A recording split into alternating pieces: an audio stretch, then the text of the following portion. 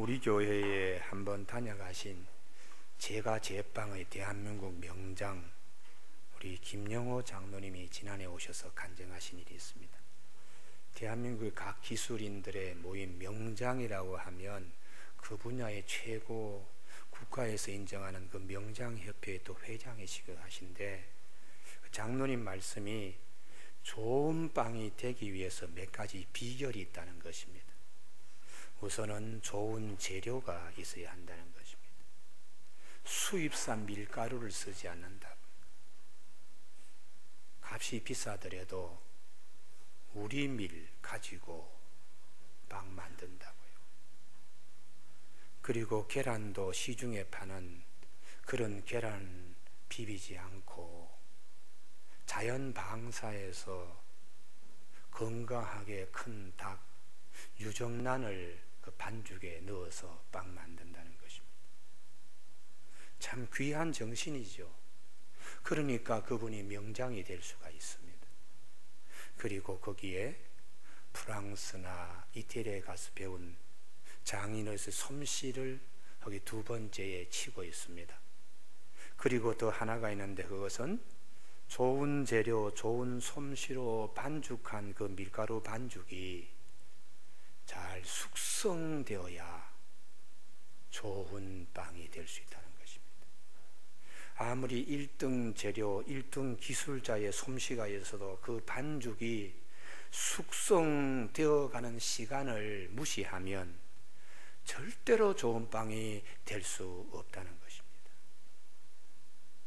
숙성이라는 시간은 단순한 시간의 흐름이 아니고 최고의 빵이 되기 위한 최소한의 시간입니다.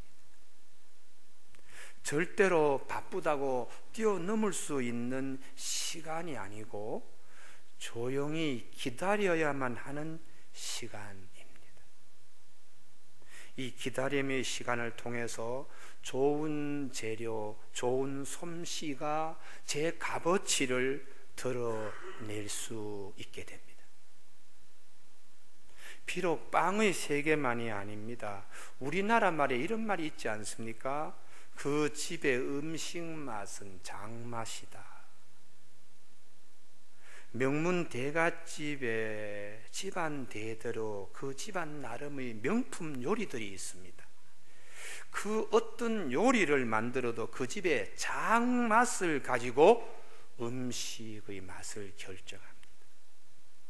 그래서 다른 집의 장을 빌려오지 않습니다. 그것은 그 집안의 자존심과 관계되는 것이기 때문입니다. 대갓집이 자랑하는 장맛은 넓은 마당 한 구석에서 잘생기지도 못한 그 항아리 속에 오랜 시간 기다리며 맛이 숙성되어 갑니다. 1년 내내 한 번도 그 장독이 움직임이 없이 비가 오나 눈이 오나 추우나 더우나 외부 환경에 관계없이 묵묵히 그 자리를 지켜가면서 오로지 그 긴 시간 속에서 안에서 점점 숙성된 맛을 만들어 갑니다. 이 기다림의 시간들, 단순한 기다림의 시간이 아닙니다. 그 기다림의 시간은 한 집안의 음식 맛을 자랑하는 장맛을 만들어 가는 시간입니다. 그냥 구석진 마당 한 곳에 우두커니 바보처럼 서 있는 장독 속의 장이 아닙니다. 서양 사람들이 자랑하는 포도주 역시 마찬가지잖아요. 세계적으로 유명한 포도주는 다 유럽에만 있습니다. 포도주는 포도를 가지고 생산하는데, 포도는 우리나라에서도 포도를 생산하니까 포도주가 나옵니다. 칠레에 남미에 가면 포도밭이 유럽 포도밭보다 더 넓은 데가 많습니다. 그래도 세계에서 알아주는 값비싼 명품 포도주는 유럽산 포도주입니다. 그 차이는 숙성의 시간 차이입니다. 유럽 포도주 가운데는 명품 포도주 300년이 되었습니다. 200년짜리입니다. 100년이 되었습니다. 1830년 산입니다. 숙성의 시간을 얘기하죠. 햇볕도 들어오지 않는 그 침침한 곳에서 오랜 시간 그 자리를 묵묵히 자리를 지키면서 숙성되어 갑니다. 햇볕 한번 보지 못하고요. 봄이 오면 누구는 꽃구경 가고, 여름이 오면 해수욕하러 해변가에 찾아가고, 가을이 오면 단풍 구경하러 가고, 그런 사계절의 수없이 오고 가는데도 말없이 그곳에서, 그 어두침침한 곳에서 오래 기다렸다가 한 병에 3억 2억 5천 하는, 수천만을 호가하는 명품 포도주가 되어갑니다. 우리 인생도 이와 같지 않을까요? 나의 삶에 왜 이렇게 기다려야 되고, 왜 이렇게 햇빛 볼 날이 없는가? 사람들마다 다 기다림의 시간들이 있습니다. 햇볕도 들지 않고 어두운 곳에서 한없이 기다려야만 하는 시간들 말이죠. 이 시간들을 오늘 어떻게 보아야 하는가? 하나님께서 우리에게 들려주시는 음성이 있게 되길 바랍니다. 1절, 내가 여호와를 기다리고 기다렸더니 귀를 기울이사 나의 부르짖음을 들으셨도다. 기다리고 기다렸더니 하나님께서 응답하시는 역사가 있다. 이런 삶이 우리 삶의 한 부분으로 굉장히 귀하다는 것입니다. 이런 삶이 시편 안으로 들어와도 될 만한 삶이라고 하나님은 말씀하세요. 하나님, 오늘 3부 예배 참석한 우리 교우들에게 이 말씀이, 우리들의 말씀이 되게 하여 주시옵소서.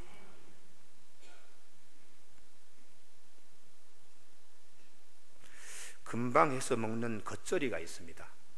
먹기는 참 좋습니다. 아삭아삭하고 그 채소가 갖는 그 빛깔 말이죠. 그러나 이 겉절이가 가질 수 없는 것을 김치는 가지고 있습니다. 일종의 숙성에서 오는 유산균입니다. 우리 몸에는 아삭아삭한 것보다, 눈에 빛깔 좋은 것보다 더 필요한 것은, 우리 위의 장에 필요한 것은 유산균입니다. 세계 장수말의 공통점은 좋은 공기, 낙천적인 마음 자세, 그리고 유산균 섭취를 꼽고 있습니다. 겉절이는 유산균을 가질 수 없습니다. 그러나 김치는 그 잘생기지도 못한 장독에서 오랜 시간 동안 숙성하면서 사람들이 꼭 취해야 할 유산균을 거기서 만들어냅니다. 이것은 기다림의 시간 속에서만 가능합니다. 이것이 하나님의 보편적인 질서요, 법이요, 섭리 세계입니다. 우리의 삶에 있어서도 그러기 때문에 성경은 기다림의 시간에 대해서 많이 말씀하시고 귀하게 다루고 계십니다. 내가 여호와를 기다리고 기다렸더니 귀를 기울이사 나의 부르짖음을 들으셨도다. 이 말씀이 우리 오늘 가슴에 저리는 말씀이 되기를 바랍니다. 오늘 이 말씀 첫 번째 우리가 한번 정리할 수 있는 것은 그곳에서의 기다림이 있어야 한다는 것이죠. 그곳이란 하나님 앞에서의 기다림입니다. 하나님 앞에서의 기다림은 결코 헛되지 아니하다. 이것을 하나님은 우리에게 말씀하세요. 제가 예전에는 수천명 교회 목사님은 성공한 목사님이고 10명 미만의 목사님은 실패한 목사님이라는 생각을 제가 가지고 있었어요. 그러나 목회를 하면서 그게 아니더라고요. 1년 연봉 6억 받는 목사 한국에 있습니다. 그런 목사님이 성공한 목사냐? 나는 부패한 목사라고 봅니다. 3명에서 10명을 넘지 못하고 그 비닐하우스에서 울면서 기도하는 목사, 하나님 보시기에 더 가슴 저려오는 목회자이기를 가는 목사님이 아닐까.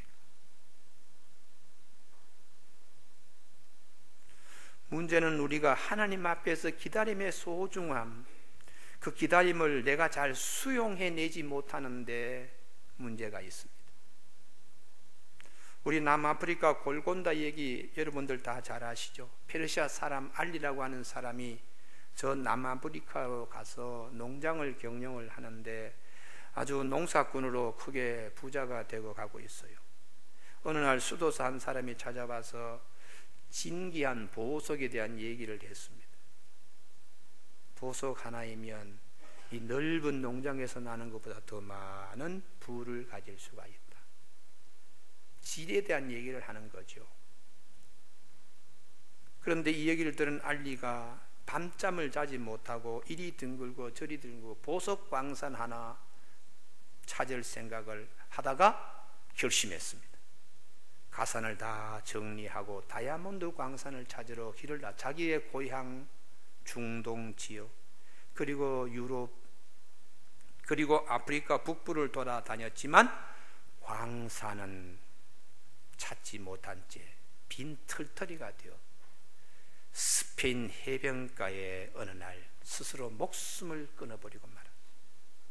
그런데 이 알리에게서 농장을 산 러셀이라고 하는 사람은 모든 것이 다 하나님이 주신다 하는 믿음으로 그 농장에서 열심히 일하고 있는 어느 날 농장 한가운데 또랑에서 예쁜 돌 하나를 발견했습니다. 반짝반짝거리는 돌로. 그래서 그 돌을 자기 집에 선반에 갖다 놓았더니 선교사님 한 분이 오시더니 저 돌을 어디서 가져왔느냐고. 그래서 우리 농장에 있는 또랑에서 비싼 돌들이 많아서 하나 가져왔다고. 그래서 같이 보니까 이 선교사님이 다이아몬드 원석이라는 것을 가르쳐 줬습니다. 바로 이 농장이 세계적 다이아몬드 광산인 인더스 골곤다라고 하는 곳입니다. 이 광산에서 난 다이아몬드는 질이 좋고 크기가 크기 때문에 세계 부호들이 참 서로 갖기를 희망했던 다이아몬드 광산입니다. 대표적으로 이란의 팔레비, 거기 왕비가 쓴 왕관에 달린 제일 큰 다이아몬드, 국보 1호의 다이아몬드도 이 광산에서 나갔습니다. 사랑하는 교회 여러분, 우리 삶 속에서 다이아몬드보다 더 귀한 보화가 있습니다. 그것은 하나님 앞에서 기다림, 하나님 앞에서 끝까지 기다리는 믿음입니다. 우리가 하나님 앞에서 끝까지 기다릴 수 있다는 것은 그분을 절대 신뢰하기 때문입니다. 이 믿음보다 더 아름다운 믿음은 없습니다. 오늘 본문 말씀에 기다리고 기다렸더니 원문은 히브리어 카와 하는 단어를 2번 반복하지요. 기다리다가 이거 되겠나? 그걸 다시 한번 카와라는 단어가 와서 기다리고 포기하려고 그러다가 아니야 기다려 이렇게 해요. 영어 성경은 I waited patiently, 끈질기게 기다렸다. 성경 말씀에는 이런 기다림이 많이 소개되고 있고 이 기다림의 훈련을 성경은 많이 말씀하십니다. 예를 들어서 아브라함의 경우에 75세에 하나님의 음성 듣고 새 인생을 그가 결정했을 때에 보통 결정이 아니잖아요. 그것을 다른 말로 풀어서 본토 친척 아비집을 버리고 하나님 말씀을 쫓아갔다. 이게 그렇게 한 줄의 말씀이지만 인생 전체를 걸고 던지는 일인데 이게 보통 일이 아니잖아요. 그런 75세에 하나님께서 아브라함에게 기다리는 훈련을 시키는데 아브라함이 10년 기다립니다. 85세가 되어도 자식을 주지 않으니까 인간적인 방법으로 애굽에서 나올 때 얻은 선물 하갈이라는 여종의 몸을 끌어안고 아들 이스마엘을 낳잖아요. 하나님께서 지켜보시죠. 99세가 되어서 하나님이 오셔서 너는 내 앞에서 완전하라. 완전히 무엇입니까? 끝까지 기다려보는 믿음으로 서는 것입니다. 그래서 100세 때에 이삭을 그가 얻게 되잖아요. 25년의 기다림. 여러분, 이 기다림이 우리 믿음의 시작을 일러주는 아브라함의 믿음입니다. 우리는 보통 2년 반도 기다리지 않습니다. 25년을 기다림. 누가복음에 예수님이 오셨을 때에 극소수의 사람 이름만 얘기하는데 동방박사 이름도 성경은 농명시키지 않습니다. 목동들 이름 하나도 쓰지 않습니다. 그냥 목동들이 예수님께 왔다. 그러나 단 할아버지 할머니 두 사람 이름은 크게 힘있게 우리에게 이름을 말해주고 있습니다. 한 분이 시몬이요, 한 분이 안나입니다. 이 두 분의 공통점이 있습니다. 끝까지 기다리는 믿음의 사람이었어요. 이 시몬 할아버지는 성령님이 너는 죽기 전에 반드시 본다 그리스도를, 이 음성을 듣고 하나님, 이 민족이 하나님으로부터 위로를 받을 수 있는데 언제 그분이 오시나요? 이게 항상 기도 제목의 1순위 0순위였어요. 그런데 마침 예수님의 부모님이 율법의 관례대로 8일 만에 할례 받으러 올 때에 이 시몬이 그 아기 예수님을 안고서 노래 부르는 것이 천지 대주제시여 이제는 종을 평안히 놓아주십니다. 이 말이 뭐냐면 하나님 이제는 죽어도 여한이 없습니다. 여러분, 우리 삶 가운데 이 고백이 있게 되길 주님의 축원합니다. 내가 일생에 그토록 원하는 것에 이제는 죽어도 여한이 없습니다. 이게 기다리고 기다렸던 자, 하나님 앞에서 기다린 자에 대한 하나님의 응답이죠. 또 안나라고는 할머니 있죠. 10대 중반에 약혼하고 결혼하고 남편하고 더불어 7년 동안 살았으니까 20대 초반에 홀몸이 되었잖아요. 그리고 84년 홀로. 그러니 그 주위에는 피묻히는 없습니다. 말이 성경에 기도하고 금식하고 성전에서 그렇게 지냈다는데 누가 와서 먹을 것 주면은 같이 나누어 먹고는 그걸로 3일 4일 그냥 금식 기도하며 지낸 할머니라고 볼 수 있지요. 그분의 마음속에는 언제 그분이 오시나 이 믿음밖에 없었어요. 그런데 이때에 마침 이때에 나와서 하나님께 감사하고 예루살렘 속량을 바라는 모든 사람에게 그에 대해서 말합니다. 우리가 이토록 기다리던 메시아가 아기 예수로 오셨습니다. 이렇게 했다는 것이. 성경은 우리에게 말씀하십니다. 아주 분명하게 우리에게 말씀의 못으로 우리에게 말씀하세요. 하나님 앞에서의 기다림은 결코 헛되지 아니하다는 것이.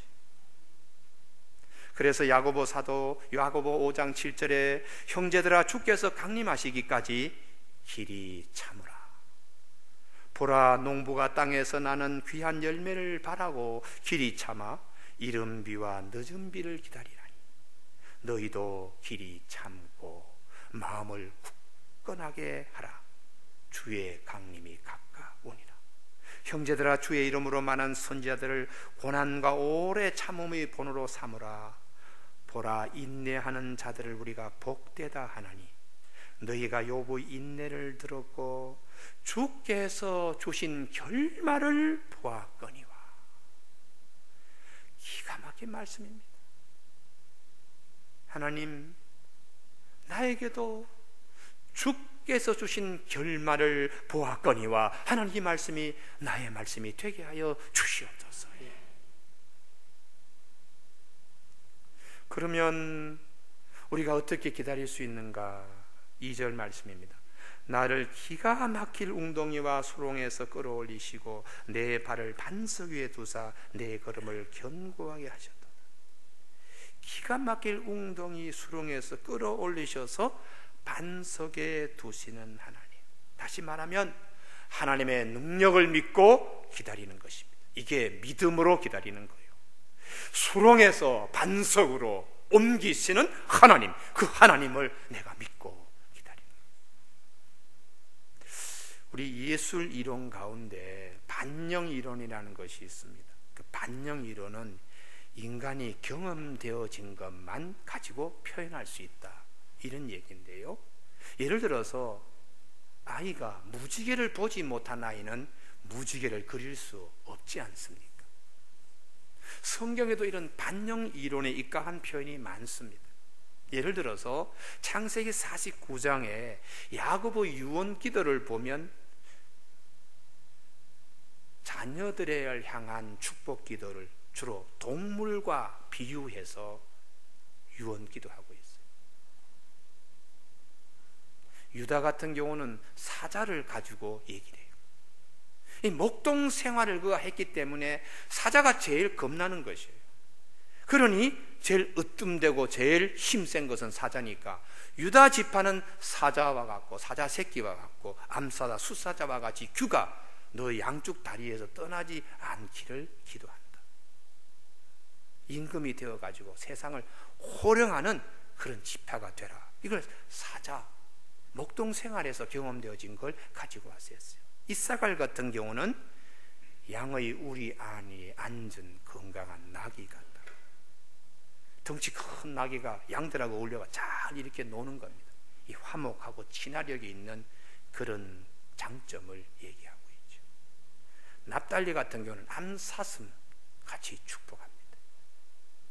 오늘 우리 시편 40편이 다윗이 목동 다윗이기 때문에 그의 시적 표현에 목동 생활에서 오는 표현들이 많습니다. 이게 언어, 현란한 언어의 조합이 아니고 그의 산체험에서 우러난 시적 언어입니다. 그렇기 때문에 한 단어 한 단어가 굉장히 중요하죠. 기가 막힐 웅덩이. 양들이 다 목이 말라 그러는데 어디 물 저장소가 없나 하고 갑니다. 거기서 물을 끌어다가 양들을 먹이는데요, 이 물 저장소가 많은 것은 아니고 어쩌다가 군데 있는데 여기에 양이 빠지면 양이 자력으로서는 도저히 나올 수 없어요.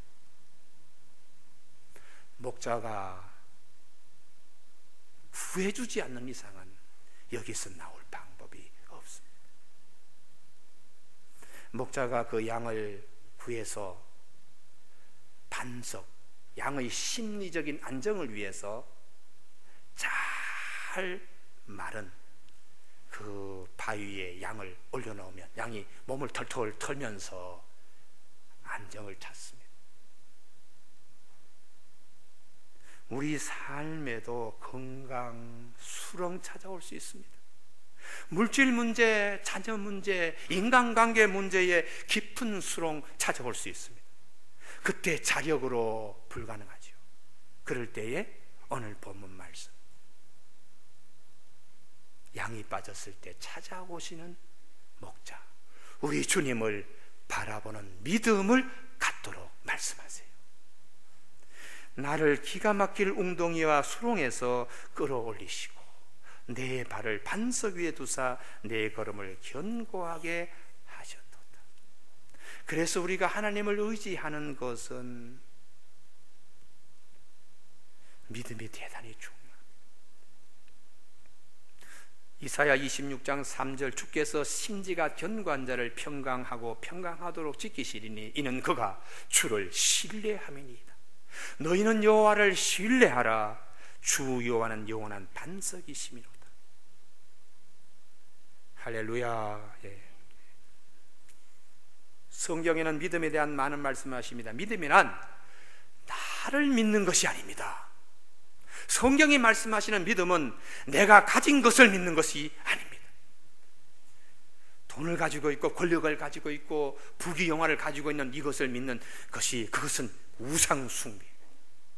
성경이 말씀하시는 믿음은 내가 힘들 때에 나를 지켜보시고 구하러 오시는 주님, 오늘도 하나님 우편 보좌에 앉으신 주님이 계시다는 이것을 믿는 믿음입니다.